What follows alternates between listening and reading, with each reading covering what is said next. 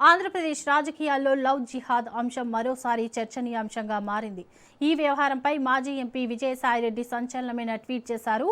అధికార టీడీపీతో పాటు ప్రతిపక్ష వైసీపీ కూడా ఈ అంశంపై సూటిగా సమాధానం చెప్పాలని ఆయన డిమాండ్ చేశారు.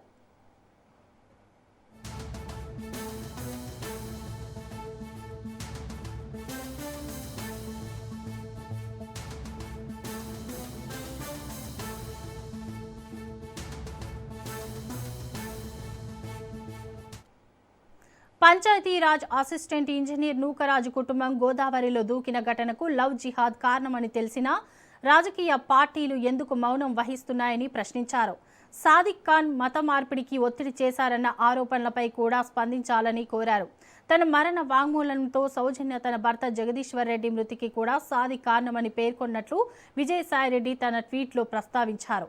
ఈ ఘటనను హత్య, మత మార్పిడి అంశంగా ఎందుకు చూడటం లేదంటూ టీడీపీ, బీజేపీపై ప్రశ్నలు సంధించారు.